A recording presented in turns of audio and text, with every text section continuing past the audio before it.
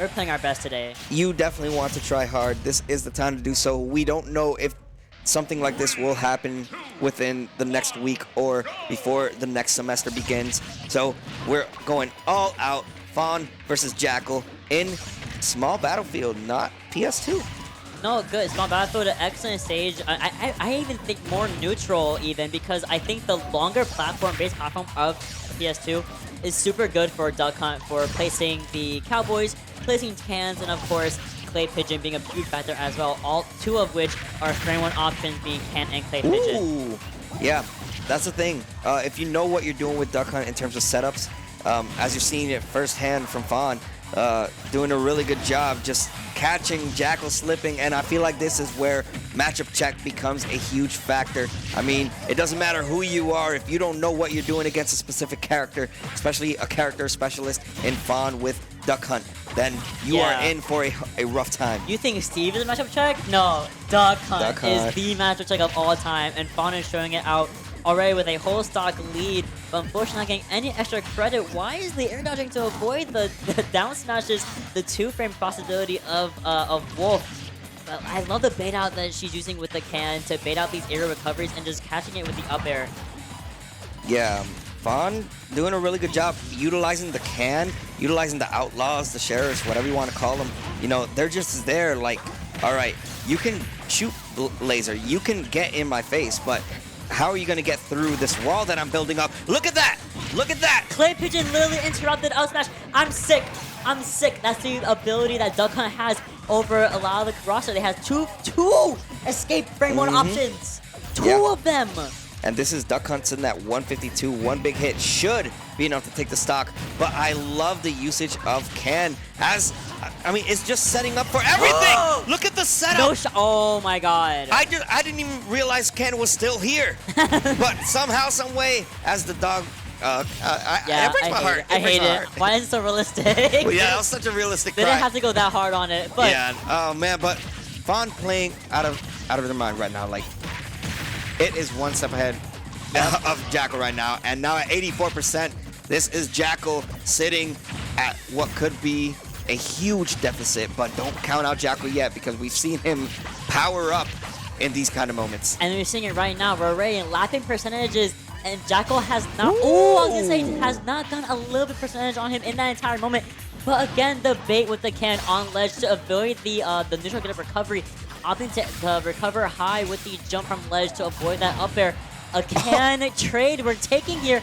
Another one on ledge, but that clears Fawn's recovery for a reversal of positions. That can is frame one, if I remember correctly. Yes, sir. It comes out immediately, so trying to challenge it, trying to even react to it is almost impossible. But Jakal finding his way in, gonna be able to get Fawn back off stage, but the question becomes, can he bring this to a final stock game at least?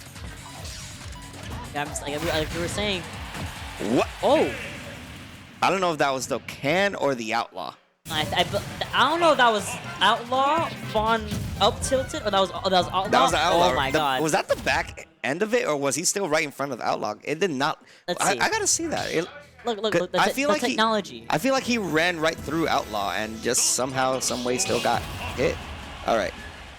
Oh yeah, Lily shot right into him. Yep, that'll do it. That will do it. And Fawn suddenly we're up again. Now Fawn has these moments where it does really good. Game one, powers up, and I don't know if it's just after downloading or adaptation, players just kind of figure out what it is Duck Hunt's gonna do. But the wall that's being built, Fawn seems like it's gonna go the distance in terms of waiting to time out, waiting for Jakal to actually strike, put themselves in these precarious positions. Yeah, you're completely right. Once that kind of does happen a lot, but I think at this level of play, at this professional play, it's a lot about adaptation to the matchup, a lot about being a little bit more patient as well, and taking a step back. Because I think is what Jakal is opting to go in this situation. As you can see, he's avoiding all these can setups, he's avoiding Clay Pigeon as well, and Fawn is running around trying to get an opening that she was getting so freely in game one. We're already seeing Ken up in the air into a free back throw, trying to get the up air, but excellent double jump from Jakal. It's a battle of two dogs right now. Like, it really just comes down to what it is, how it is Jakal's going to be able to approach Fawn. But Fawn Okay.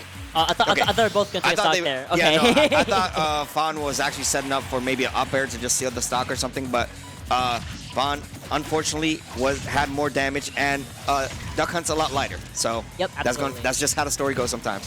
And finally, we're using that reflector as a way to kind of at least combat these cans and clay pigeons a little bit, just because they are, of course, reflectable. They are items in the game that you can just be like, goodbye, goodbye.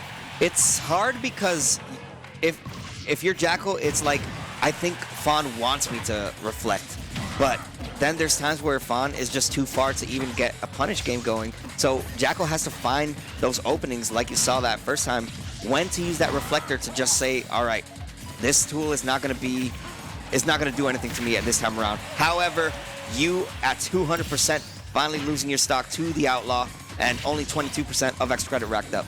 Yeah, only and 22%, but we've seen Jakal take it back. We've seen him do it literally at Apex. So here we go, Jakal starting off with the up throw, but Clay Pigeon once again interrupting the flow he had going.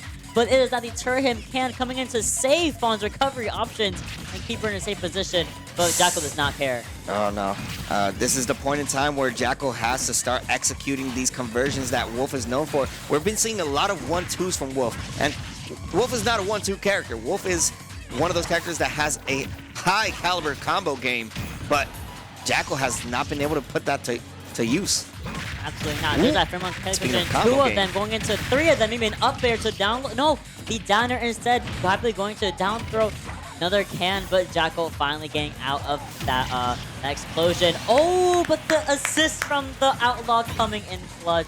And this is huge for Fawn, who is one stock away from causing what could be known to be one of the biggest upsets tonight, depending on how Jakal decides to respond to F-tilt yet again. This time around, still not going to put him in a position to take the stock. Just a neutral get up and setting up Gunman at the ledge as well as again a sort of wall, and these projectiles are only allowing Fawn to enter the situation. 37% on Jakal, adds some extra credit for Fawn, and she comes back in rearing her head with a can again. This is scary for both these players.